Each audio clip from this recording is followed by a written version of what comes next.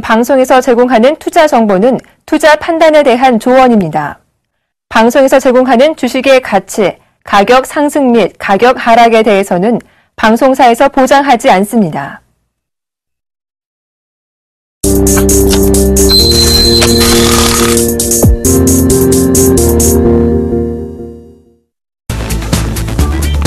안녕하십니까. 막상막하 투맨쇼의 예병군 멘토입니다. 네, 안녕하세요. 김용준입니다. 예, 김준 멘토님. 예. 이제 6.4 지방선거 하루 앞으로 다가왔습니다. 내일이에요? 예. 혹시 마음에 점치거든 후보 계십니까? 데이터 분석 중입니다. 데이터 분석. 제가 이번 6.4 지방선거의 어떤 후보자들 쭉 살펴보면서 느낀 게 있는데, 의외로 후보자분들이 음주 운전을 많이 하셨더라고요. 자, 이 음주운전도 사실 분명한 범죄입니다. 그런데 이 음주운전은 해서 안 되겠죠. 자, 여러분, 여러분들이 행사하신 소중한 한 표가 바로 여러분들의 지방정부의 어떤 초석이 된다는 거 분명히 아시고요. 소중한 한 표 행사하러 내일 꼭 투표장으로 좀 가십시오. 그리고 저희들 지켜보면서 주식은 안전하게 하시면 되겠습니다. 자, 막상막하 투맨쇼 본격적으로 시작해 보도록 하겠습니다.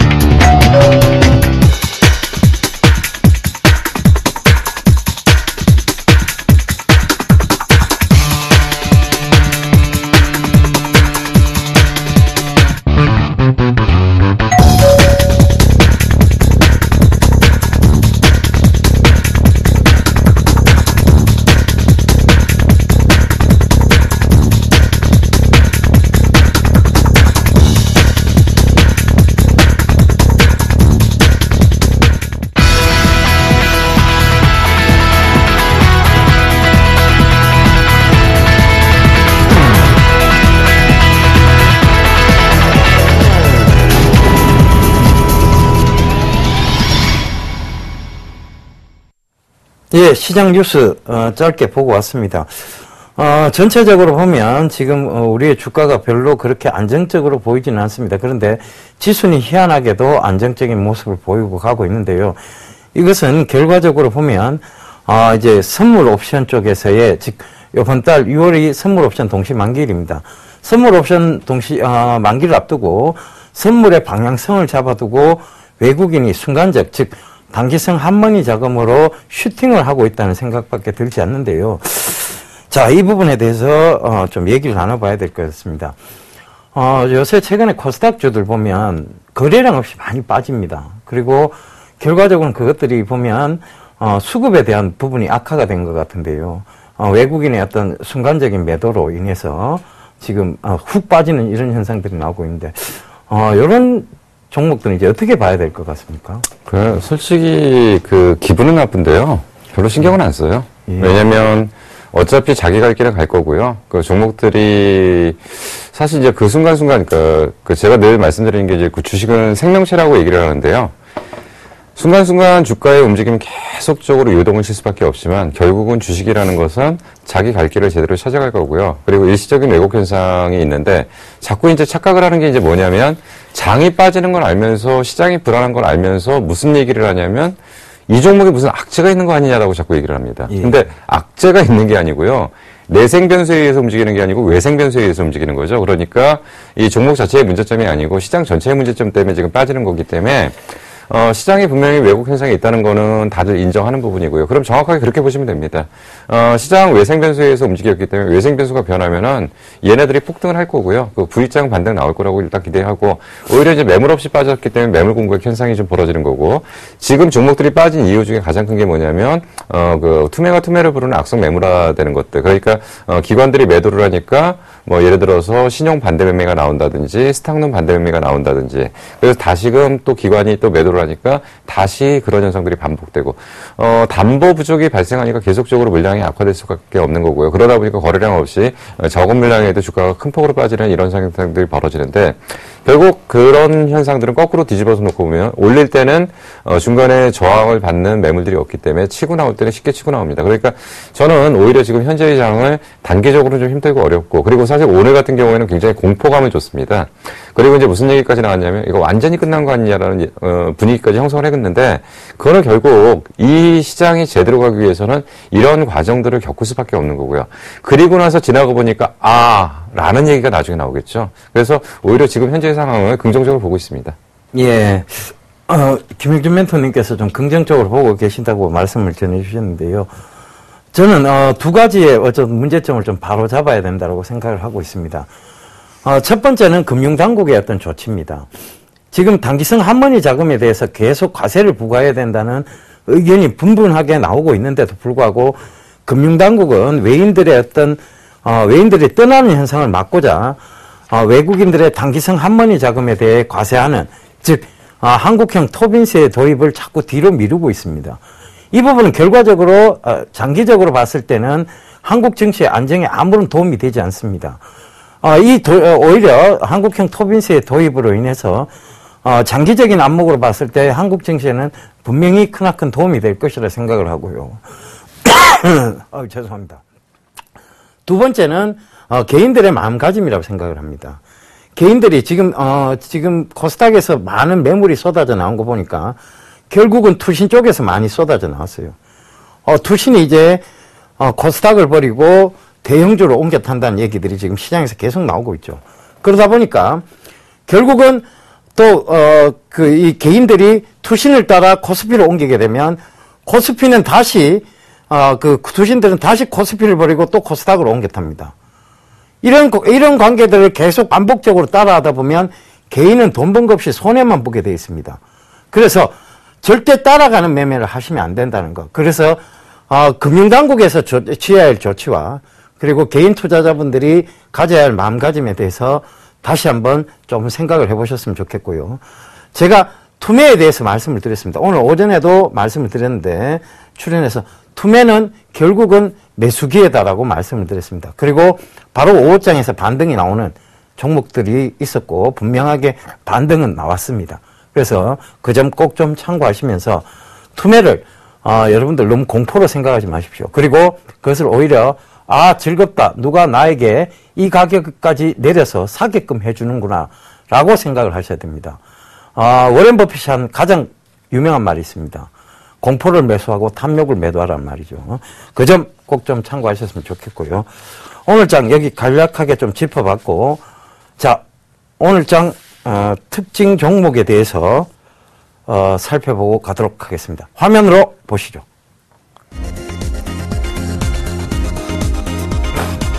예, 첫 번째 종목 삼성 SDI입니다. 금일 이제 삼성의 어떤 3세대 교체 진행으로 3세대 어떤 그룹 재무구조 개편으로 인해서 오늘도 많이 올랐는데요. 자, 삼성이 이제 그 에버랜드까지 상장한다는 얘기를 지금 하고 있습니다. 네. 본격적으로 지금 에버랜드, 삼성 SDS 이런 것들을 지금 연내에 상장하겠다라고 공격적으로 나오고 있는데요. 네.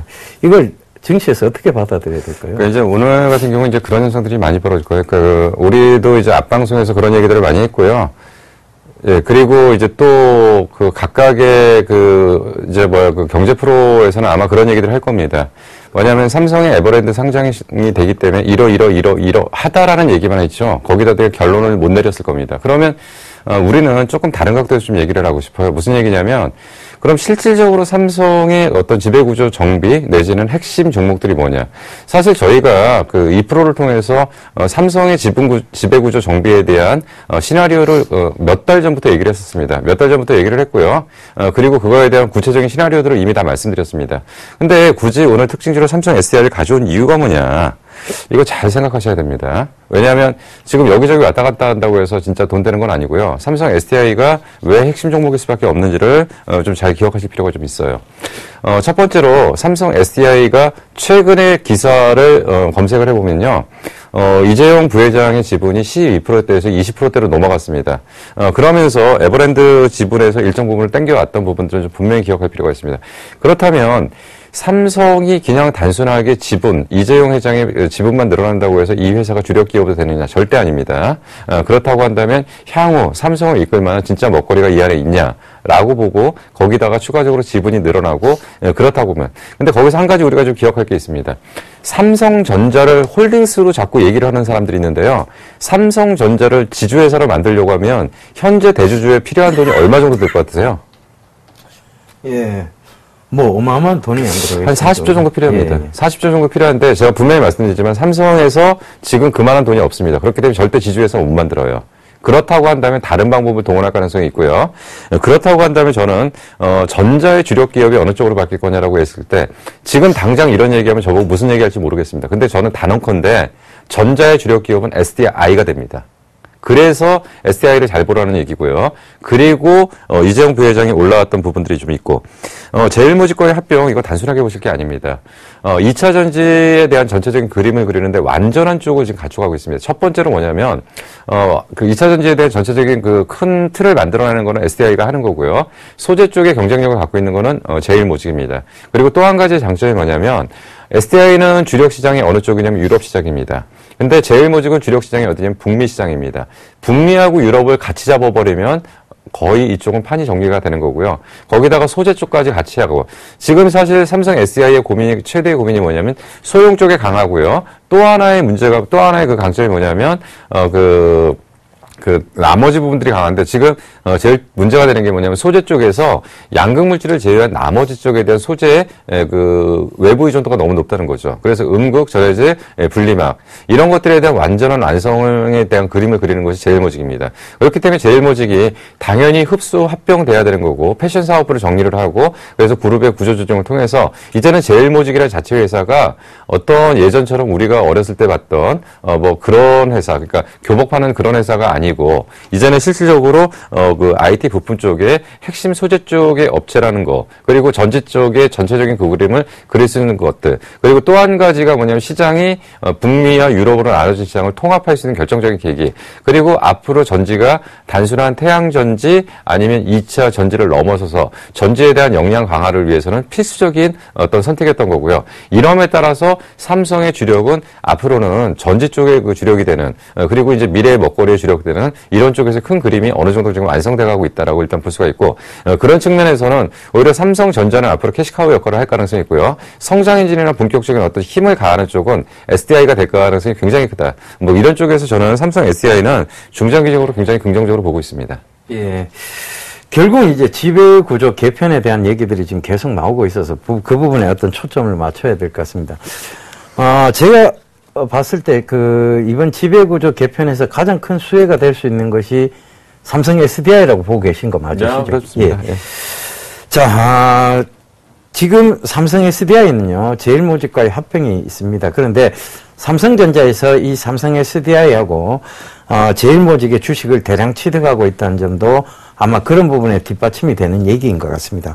그 점 참고해 보시면 될 것 같고 또 2차 전지가 본격적으로 매출이 기대되고 있습니다. 그러니까 올 여름부터 이제 시작이 되겠죠. 그래서 썸머랠리까지도 한번 기대를 해볼 수 있다는 요 점 참고를 하셨으면 좋겠고요.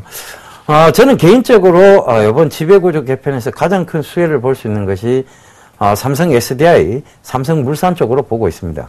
그러니까 그 점도 꼭 좀 참고하셨으면 좋겠습니다. 두 번째 종목 보고 오도록 하겠습니다. 예, 바로 차바이오텍이네요. 자, 차바이오텍.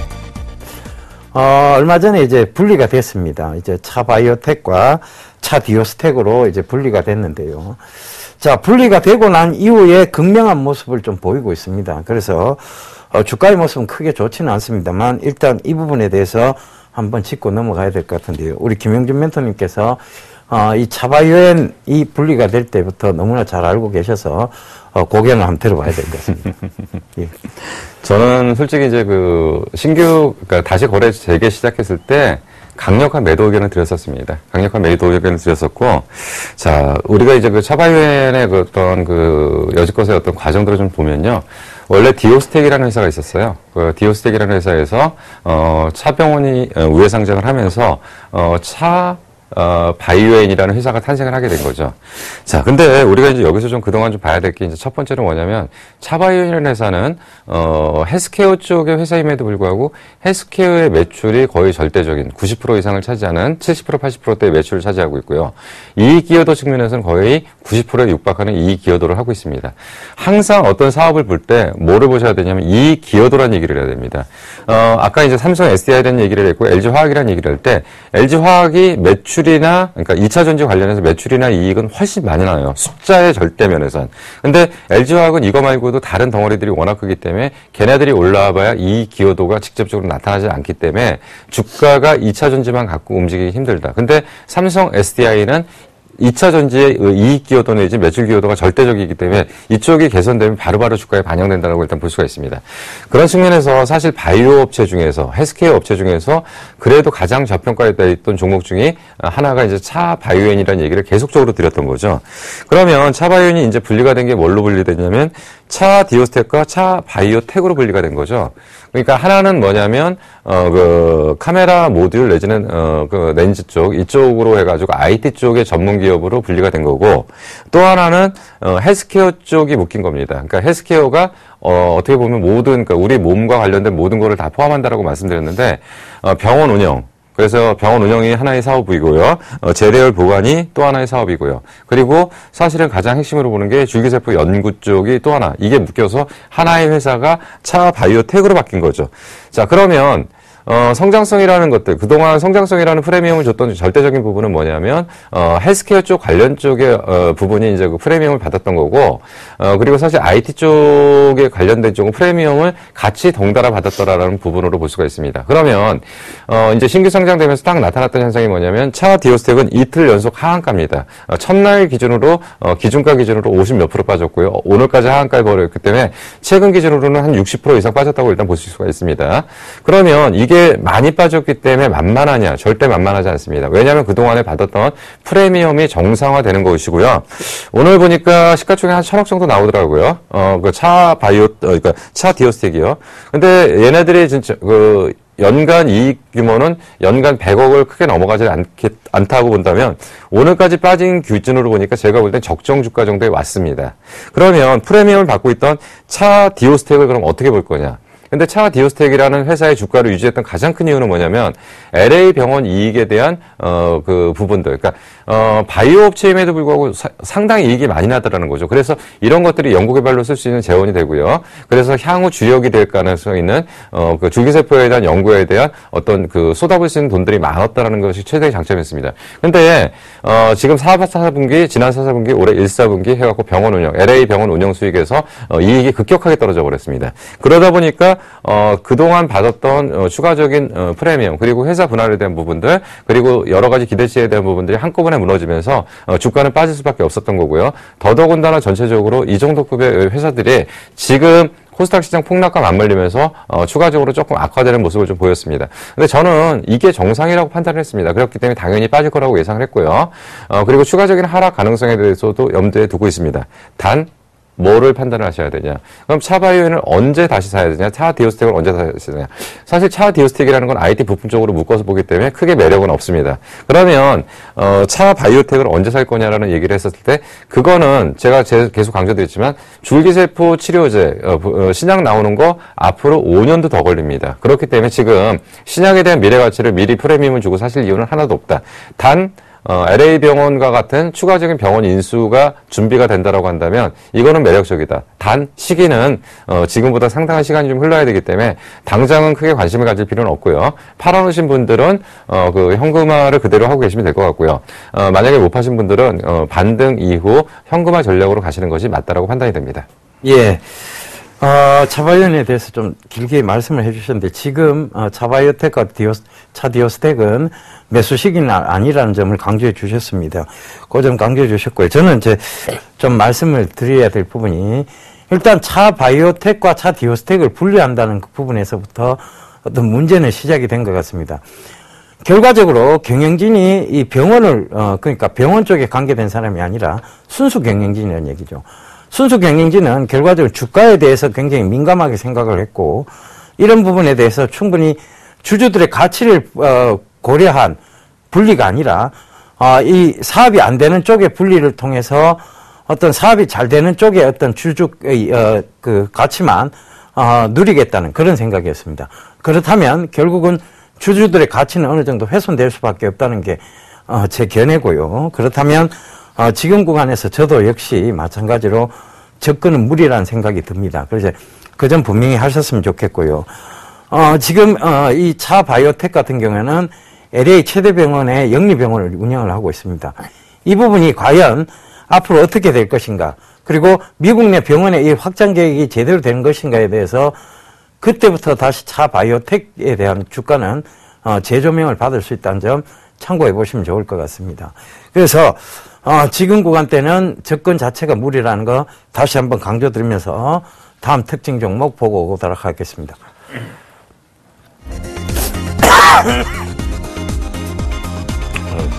SK 하이닉스네요.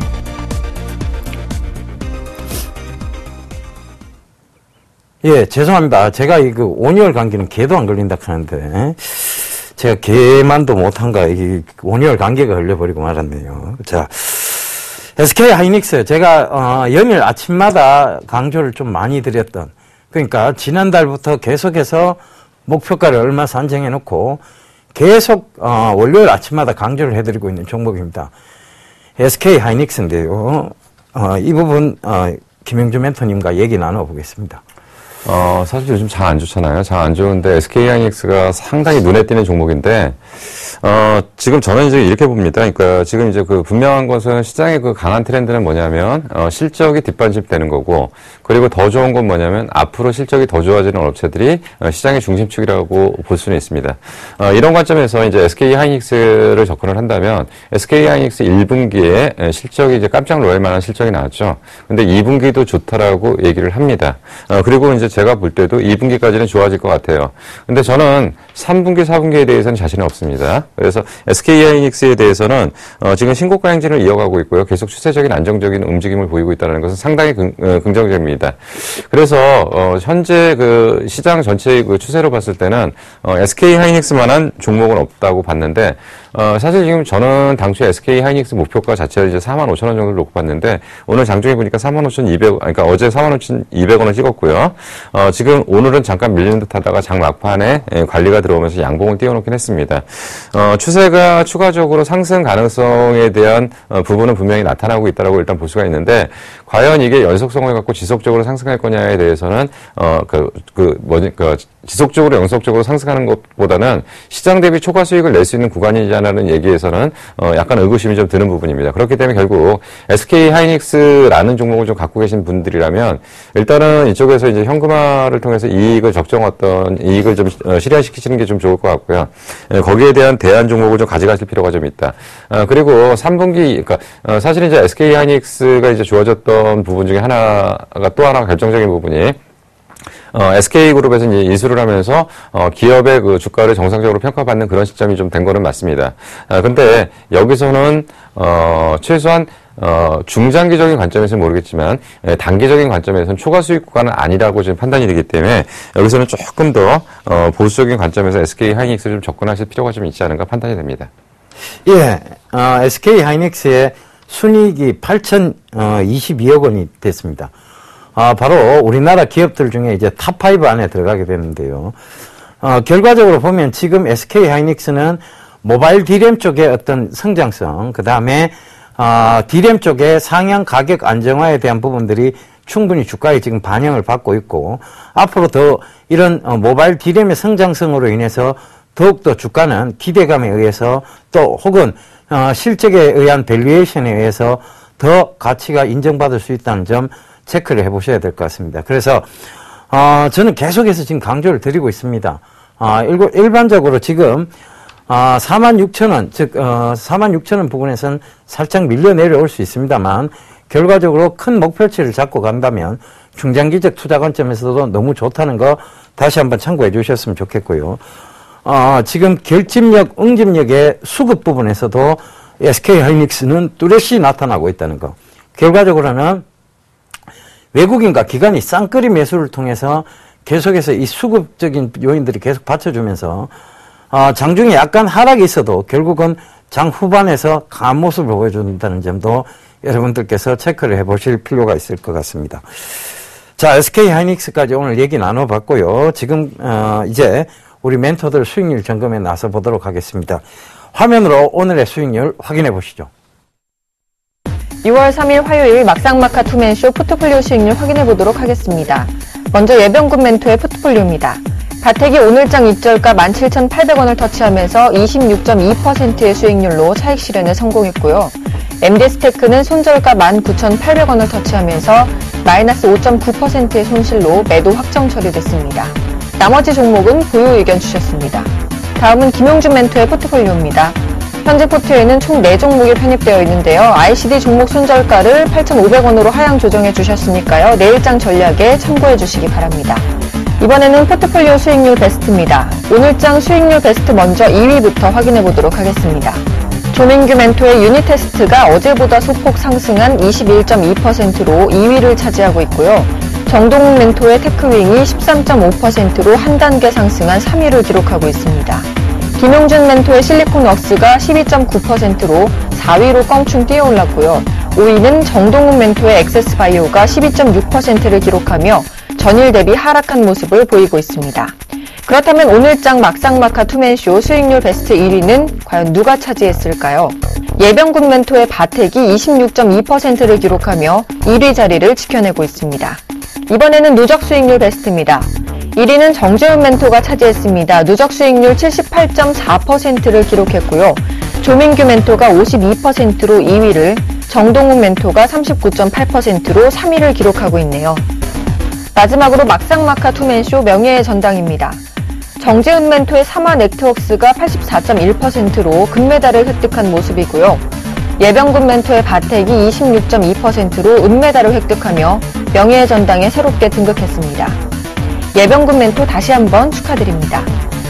여러분들의 수익률을 책임지고 있는 막상막하 투맨쇼. 과연 내일장 포트폴리오에서는 어떤 순위 변동률이 생길지 멘토들의 내일장 수익률도 기대해 주시기 바랍니다.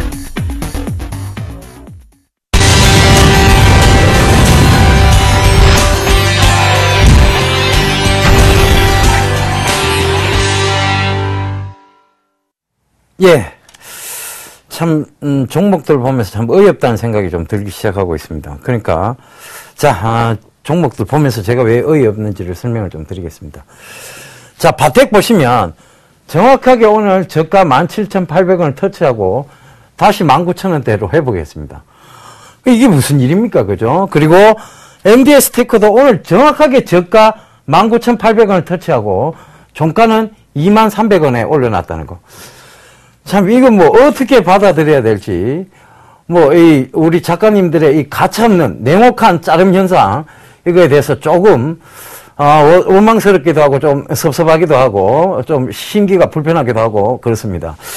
자, 그래서, 바텍은 일단, 명예의 전당에 올라가는데, 이 수익률로 올라가고 싶지는 않았습니다. 그런데, 어쩔 수가 없네요. 일단은, 프로그램도 규칙이 있으니까요. 우리가 규칙을 지키는 소중한 사회가 돼야 되지 않겠습니까? 그래서 MD스테크도 좀 섭섭하고 황당하고 황망스럽습니다만 일단은 매도 했는 걸로 되어 있는데 두 종목 다 들고 계신 분이 있으면요. 바텍은 여전히 목표가를 2만 원 이상에 두고 보시면 될 것 같습니다. 그리고 MD스테크는 조금 중장기적으로 관점으로 보셔도 된다는 거 다시 한번 설명드리겠고요. 자, 이제 남은 건 NI스틸 하나네요. 예. NI스틸만 계속 지속적으로 끌고 가면서 자, 오늘 이제 하나 편입해서 이 종목도 정확하게 이렇게 탁 터치하고 올라가지 않을 그런 종목을 잡아보도록 하겠습니다. 자, 이제 손절가를 뭐 어떻게 잡아야 될지 난감해지기 시작하고 있습니다. 자, 일단 오늘 히든 카드 키워드부터 살펴보고 가도록 하겠습니다.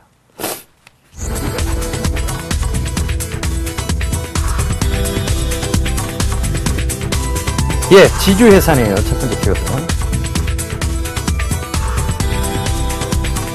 예, 동성화인텍입니다. 예, 세 번째 키워드 제네웰 동성에코어입니다.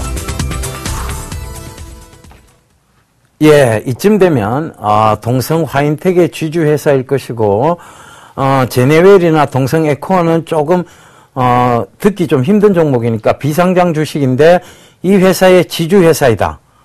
이렇게까지 좀 짐작은 되실 거예요. 그러면 자, 이 지주회사의 성격을 강하게 가지고 있는 회사입니다. 동성하이캠, 동성화인텍, 동성화학의 지주회사입니다. 그리고 제네웰이나 동성에코 비상장 회사의 지주회사이기도 합니다. 그리고 이런 지주회사, 지주회사인데 자회사들이 못난 회사가 하나도 없습니다. 버리고 싶은 자식이 하나도 없다는 얘기죠. 그래서 이런 좋은 종속회사들을 두고 있기 때문에 이 회사 동사의 주가를 유심히 봐야 된다는 것이고 이 동사의 주가는 계속적으로 지속 우상향 할 수 있다는 그런 생각에서 여러분들께 히든 카드로 들고 나왔습니다. 바로 동성홀딩스입니다.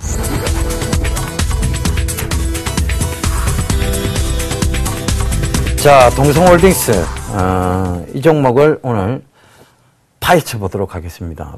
예, 잘 파헤쳐야 될 것 같아요. 손절가 터치하고 나가는 일이 없도록.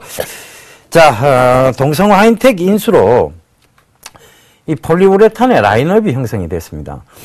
동성화인텍을 인수함으로 해서 이 회사 전체의 동사의 시너지 효과가 전체적으로 발휘가 된다는 겁니다. 동성화, 동성화인텍, 동성하이캠으로 이어지는 이 지주회사 라인들이, 종속회사 라인들이 어떤 시너지 효과를 이제 발휘하게끔 되어 있다는 거. 그 점도 참고를 해보셔야 될 것 같고요. 그리고 비상장 자회사죠. 제네웰과 동성에코인데, 죄송합니다. 제가 물 한 잔만 마시고, 목이 간질간질거리네요. 온열 감기 아시죠? 그죠? 개 아시죠? 자, 이 동성에코가 바로 폐타이어 쪽에 관계되는 회사인데 요거 제가 준비한 PPT 보면서 설명해 드리도록 하겠습니다. 자, 상장 자회사 매출액 추이입니다. 자, 2013년도에 동성화학 그리고 2014년도에 동성화학의 매출 굉장히 급격하게 늘어났고요. 동성하이캠도 마찬가지입니다. 그리고 동성화인텍도 마찬가지죠. 못난 자회사가 없다는 얘기예요. 그 점을 강조드리기 위해서 이 PPT를 준비했습니다. 자, 바로 동성에코어에 대한 사업 부분인데요. 폐타이어의 비즈니스 모델입니다. 웨이스트 타이어라고 해서 이제 폐타이어가 있고 그것이 이 동성에코어를 통해서 새로운 제품으로 거듭나는 거죠. 그죠? 지금 보시게 되면 철강에도 들어가고 그 다음에 인더스트리얼 퓨얼 오일이라고 해서 순수 오일 쪽 그쪽에도 지금 다시 재생이 되고 있고요. 그 다음에 마이크로 파이버 그래갖고 이제 플라스틱류 파이로카본이라고 해서 그 부분에도 또 들어가고 있습니다. 그래서 리사이클링 퓨엘 그러니까 재활용 연료라는 얘기죠. 그 부분도 지금 이 동성에코어에서 하고 있는 건데 이 동성에코어의 실적이 어마어마하게 좋습니다. 지금 계속 지속적 성장형 모델로 가고 있고 앞으로 이제 환경 부분을 생각했을 때도 이 동성에코어의 성장성은 어느 정도 확보가 되어 있다고 보셔야 될 것 같습니다. 자, 이게 세 번째 이제 PPT인데요. 중국 환경보호산업의 주요 투자 방향입니다.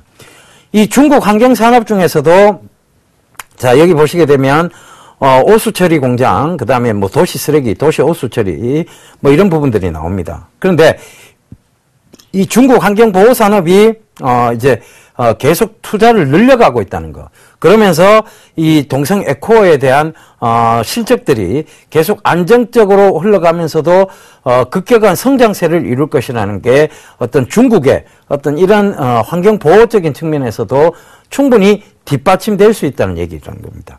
그래서 이런 못난 자회사들 없는 정말 알짜배기 자회사들만 있는 동성홀딩스는 우리가 반드시 좀 주목을 해봐야 되겠다라는 그 부분을 여러분들께 좀 강조를 드리도록 하겠습니다. 그래서 이 동성홀딩스는요, 여러분들 지금 사업적인 측면에서 동성 하이캠하고 동성화학 그리고 지금 동성 화인텍까지 전방위적으로 요 시너지 효과를 발휘해 가면서 전체적인 매출 부분에서 서로 간의 도움 현상이 있습니다. 그래서 앞으로 더더욱 매출적인 측면을 기대를 해보는 게 좋을 것 같습니다. 여러분 요새 마트 왜 자주 가시는지 아십니까?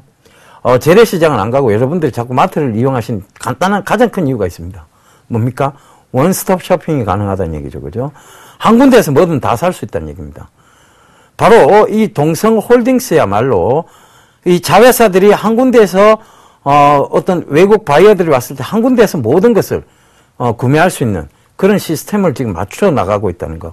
그 점도 참고를 해보셔야 될 것 같고, 바로 이 동성 에코에 대한 자회사의 고성장, 이 부분도 참고를 해보셔야 될 것 같습니다. 그래서 차트 보면서 매수 가격대까지 좀 잡아드리도록 하겠습니다. 예, 동성홀딩스는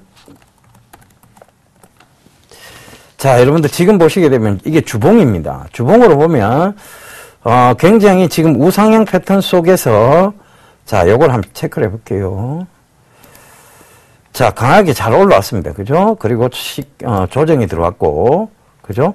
여기서 다시 우상향의 모습을 만들어 나가고 있습니다. 그런데 요걸 일봉상으로 좀 확대를 해가 볼 필요가 있습니다. 일봉상으로 확대해 보면, 자, 강한 상승이 있고 난 이후에 조정, 그리고 횡보, 즉 횡보 구간에서는 제가 늘 말씀드렸던 것이 박스권의 형태를 나타난다고 했는데요. 요 박스권입니다. 바로 5,770원과 4,890원 사이에서의 박스권을 형성해 놓고 있다가 이제 이 5,770원을 강하게 뚫으면서 지지대를 형성하고 있다는 거예요. 그래서 이제 울 것 같습니다. 예. 기침 때문에. 자, 이게 강하게 지지를 받고 있다는 거죠. 그러면서 상승을 하고 있고, 자, 여기서 보이는 저항대라고는, 자, 이 전 고점 영역대죠. 가죠? 7,900원대까지는 저항대가 안 보입니다. 그래서 이 부분 참고해 보셔서, 자, 매수가를 금일 종가에서요, 조금 싼 가격인 6,820원 잡아드리도록 할게요.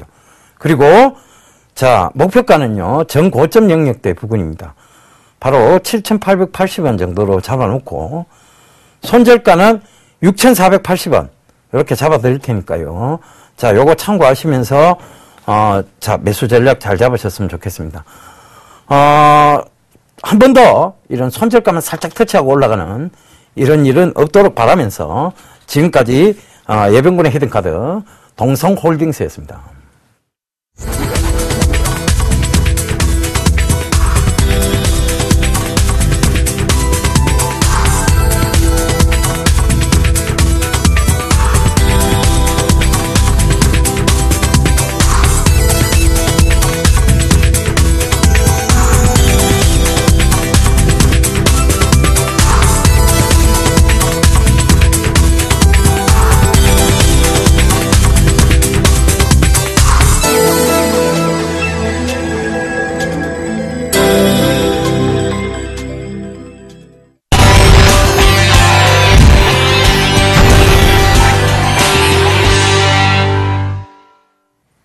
네.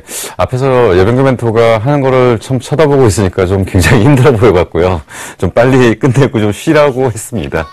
자, 일단 저희가 이제 먼저 그 종목들 얘기를 하기 전에 최근에 이제 흐름들이 좀 상당히 안 좋죠. 그래갖고 이제 뭐 말도 많고 얘기도 많습니다. 사실 이제 오늘, 이제 먼저 ICD에 대한 손절가를 많이 내렸습니다.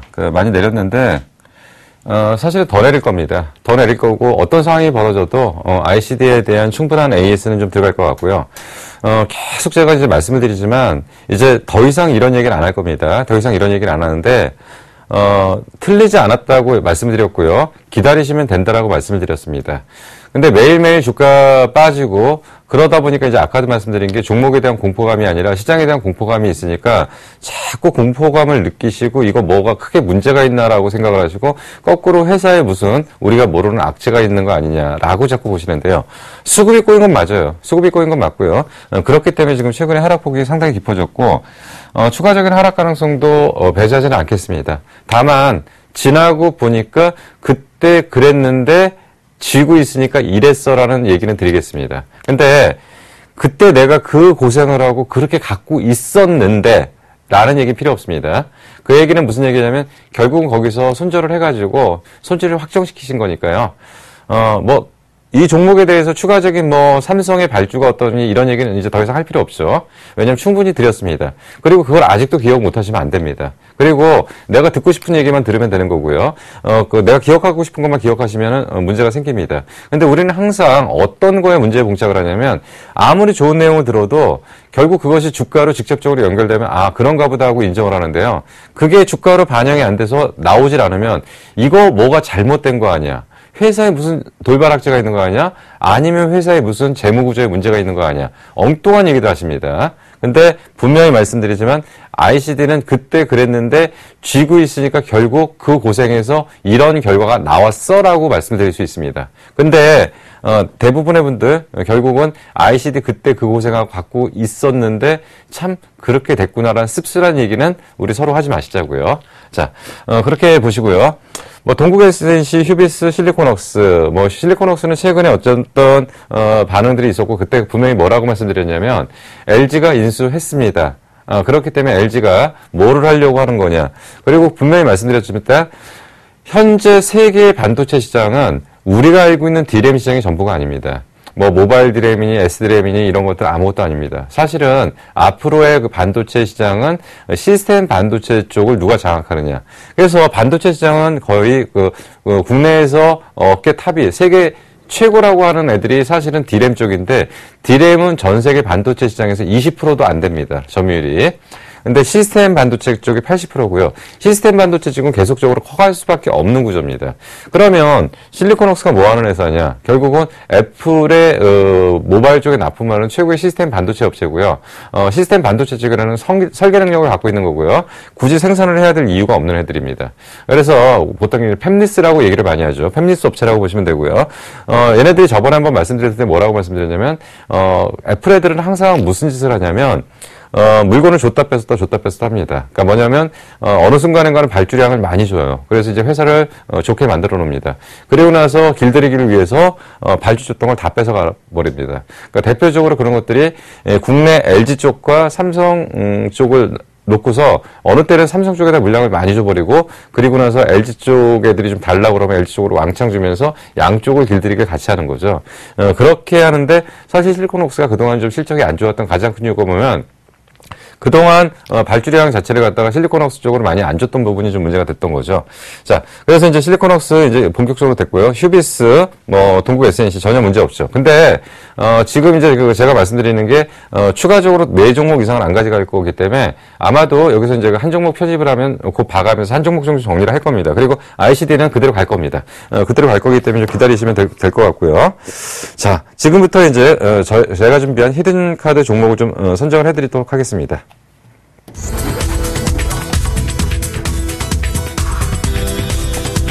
예, 첫 번째 키워드입니다. 대박 플러스입니다. 이제 무슨 얘기냐면, 제가 저번에도 계속 말씀드렸던 게, 이제 모든 종목은 대박 플러스에서 이쪽으로 오고, 대박 플러스에서 신규 추천을 안 합니다. 그렇기 때문에 대박 플러스 있는 종목을 이쪽으로 가져오겠다. 그래서 여기서 모든 종목을 집중하겠다라고 말씀을 드렸습니다. 두 번째입니다. 예, 중국 스마트폰 관련 쪽에 부품 수혜가 좀 예상이 됩니다. 예, 체이즈 세 번째입니다. 전자결제 필수입니다. 그러니까 전자결제를 하려면 이걸 할 수밖에 없습니다. 그래서 지금 내용들을 좀 하나씩 말씀드리면 아까 말씀드린 것처럼 대박 플러스는 그런 얘기들이고요. 그리고 이제 사실 지금 이제 스마트폰 얘기들, 그리고 스마트폰 부품주들, 최근에 좀 상당히 안 좋습니다. 안 좋은데도 불구하고, 스마트폰 부품주에서 신기술이 채택되거나 새로운 시장이 열리는 종목들은 그래도 아직 많은 기회들이 존재하고 있다. 그래서 지금 오늘 준비한 종목은, 스마트폰에 이제, 어떤 부품 수혜 쪽, 아니면 새로운 신기술이 적용되는 최고 핵심 쪽의 내용이라고 일단 볼 수가 있습니다. 자, 세 번째는 그 전자결제 필수인데 사물 인터넷 기반을 갈 수밖에 없는 거고요. 그래서 이렇게 해서 저희가 준비한 종목이 뭐냐면, 잘 아실 겁니다. 이제 크루셜텍입니다. 자, 크루셜텍 내용도 좀 보겠습니다. 저희가 이제 그 크루셜텍이라는 종목을 갖다 처음에 이제 그 접근했을 때는 뭐냐면, 갤럭시 S5 쪽에서 뭐가 채택됐냐면 지문인식 방법이 채택됐다는 얘기를 했고요. 그리고 이제 애플은 이미 지문인식 방법을 선정을 했습니다. 근데 그럼에도 불구하고 국내 기업들이 지문인식 방법을 채택해서 폰을 출시를 했는데 이런 것들의 기술 상용화 단계가 지금 자꾸 지연되고 아니면 기술에 문제가 생기면서 확산의 개념이 지금 안 나타나고 있습니다. 제가 처음에 뭐라고 말씀드렸냐면 우리가 들고 다니는 스마트폰이 어느 순간인가 보니까 카메라가 하나씩 두 개씩 장착되다가 어느 순간인가 보니까 다 카메라가 장착된다. 그래서 지문인식이라는 것은 이제 스마트폰의 대세입니다. 그래서 이제 몇몇 개가 지금 지문인식 방식이 도입되는데 그 배경에는 뭐냐면 사물 인터넷이라는 게 기반이 깔립니다. 사물 인터넷 쪽에서 결국은 보안의 문제가 있기 때문에 보안의 문제를 해결하는 방법이 이런 부분들을 해결해야지만이 제대로 된 보안 결제를 할 수 있다. 그래서 앞으로는 전자결제를 하기 위해서는 지문인식 방법이 도입될 수밖에 없는 거고요. 그러면 지문인식 방법이 지속적으로 진행될 수밖에 없는 상황들이라면 그렇다면은 결국은 이 부분은 확대될 수밖에 없다. 그리고 이제 그 지문인식 방법이 두 가지 방식입니다. 이제 스와이프 방식이라는 얘기를 하는데요. 이거는 이제 갤럭시 S5에 도입한 방법입니다. 그리고 이제 가격 면에서 2.5배 큰 게 에리어 방식이라고 하는 건데 이게 가격은 2.5배 정도 비싸지만 대부분 봤을 때 이쪽에 장점이 많습니다. 가격이 2.5배 반드시 비싸서가 아니고 여러 가지 면에서 좀 보는데 물론 쓰는 사람에 따라서는 스와이프 방식이 좋다, 이 방식이 좋다 얘기를 하는 사람도 있습니다. 그렇지만 지금 현재 크루셜텍은 양쪽의 기술을 같이 장착할 수 있는 그런 회사이기 때문에 어느 쪽이든지 상관없다라고 일단 볼 수가 있는 거고요. 그리고 이제 중국 쪽에서는 지금 중국 쪽에서는 이 지문인식 방법에 대해서 아까 말씀드린 스와이프 방식보다 2.5배 비싼 에리어 방식을 지금 채택을 하고 있는 건데 지금 이제 15개 업체하고 지금 납품에 대한 논의를 지금 진행을 하고 있습니다. 국내 일부 업체에 대해서는 채택을 하고 있고요. 그리고 일부는 지금 도입을 하고 있고 그런데 지금 봤을 때 이제 이 종목들이 자꾸 이제 순간적으로 이제 악성 매물들이 나오면서 밀리는 이유가 뭐냐면 대부분의 종목이 좋은 종목들은 어떤 문제들이 좀 있었냐면 신용 물량들이 좀 많았었다는 게 문제입니다. 신용 물량이 많다는 것은 그만큼 확신을 갖고 있었는데 근데 한 가지 확실하게 기억하실 거는 일반인들이 주식을 많이 갖고 있다면 절대로 주가가 못 간다고 보는 거고 특히나 바닥권에 있을 때는 더더욱 심합니다. 그래서 바닥권에서는 주가가 출발하기 전에 좀 잔인한 구간들이 좀 많이 나타납니다. 결국 지나고 보니까 그게 그래서 그렇구나라는 얘기를 할 수가 있는데 바닥권에서는 정말 잔인하게 주가들이 밀어 제낀다는 거. 그래서 제가 이제 대박플러스에서도 얘기를 했고 분명히 말씀드렸지만 저희는 이 종목에 대해서 AS를 확실히 할 겁니다. 어떻게 보면 좀 많이 빠진 종목을 굳이 끄집어내서 얘기할 이유는 없었습니다. 근데 저희가 이 종목에 대해서는 확실하게 AS를 하겠다라는 얘기를 했었기 때문에 지금 이제 투매시 쪽으로 이제 종목을 넘겼던 거고요. 그리고 이제 아까 말씀드린 것처럼 15개 업체하고 납품 논의인데 그동안은 소규모, 그러니까 규모가 크지 않은 쪽에 납품이 좀 진행됐던 부분들이 있었다면 이제는 중국 쪽에서도 상당히 큰 업체랑 직접적인 진행이 되고요. 이거에 대한 구체적인 결과들이 곧 나올 가능성이 상당히 큽니다. 그래서 3분기 정도에는 성과 발표에 대한 가능성도 좀 상당히 크다라고 일단 볼 수가 있습니다. 그리고 언론에서도 이미 흘렸지만은 대표이사가 공식적인 인터뷰를 통해서 3월에는 가시적인 성과를 분명히 보여주겠다. 그리고 실질적으로 구체적인 납품에 대한 최종적인 논의가 아주 구체적으로 진행되고 있다. 근데 그거에 대한 결과 발표는 임박했다 정도로 볼 수가 있고요. 그렇다고 본다면 기간상으로 봤을 때 한 달 정도, 이제 2분기가 끝나는 게 이제 6월 말이니까 길게 보면 한 달 정도의 어떤 기간 조정 내지는 되는 바닥 작업들이 좀 진행된다면 새로운 주가 형성들이 진행될 가능성이 있고요. 이에 따라서 실적은 1분기가 저점, 그리고 점진적으로 시간이 지나면 지날수록 주가는 긍정적인 모습을 좀 보일 가능성이 있습니다. 뭐 차트를 좀 잠깐 보도록 하겠습니다. 차트를 뭐 굳이 봐야 될 상황은 아닌데 상당히 이제 그동안 주가가 좀 많이 밀렸습니다. 그리고 차트로 지금 현재 평가를 하기는 좀 상당히 어렵지 않은 걸 좀 볼 수 있는데요. 근데 이제 지금 보면은 지금 이제 주가 움직임은 굉장히 지금 흐름상으로는 안 좋습니다. 흐름상으로는 안 좋은데 이걸 갖다가 이제 뭐 기술적 분석으로 이게 맞다 틀리다라고 얘기를 하기는 어렵고요. 그리고 이제 그 주가상으로 보면 사실은 9,000원이 좀 깨지면은 정상적인 기술적 분석으로는 손절 라인이라고 일단 볼 수가 있습니다. 근데 여기서 9,000원에 손절해놓고 어느 가격에 다시 채워놓을 거냐? 저는 여기에 대해서는 의문이 보입니다. 그래서 일단 기본적인 기업 가치를 인정을 하는 측면이 좀 필요하다. 그래서 뭐 바로 매매 전략을 좀 들어가도록 하겠습니다. 어차피 크루셜텍은 저기 대박 플러스에서 끌어온 종목이기 때문에 매수가는 금일 종가로 그냥 바로 들어가도록 하겠습니다. 그리고 손절가는 주봉상으로 좀 봐야 될 것 같아요. 일봉상으로는 안 보이고요. 주봉상으로는 6,530원이 최저점을 찍었기 때문에 일단은 이 라인을 손절 라인으로 우선은 잡도록 하겠습니다. 그리고 목표가는 당초에 이제 말씀드린 것처럼 그대로 좀 진행을 하도록 하겠습니다.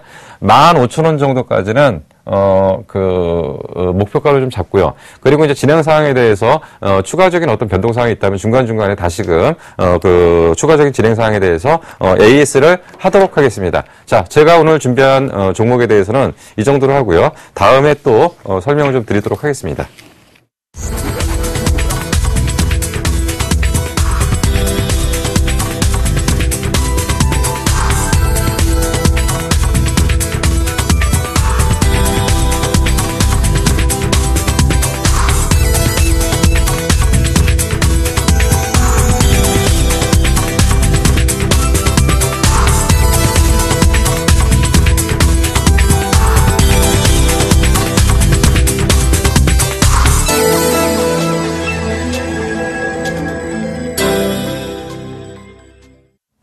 예, 시장 너무 걱정하지 마시고요. 저희를 믿고 여러분들 잘 멘토링 하시면 되겠습니다.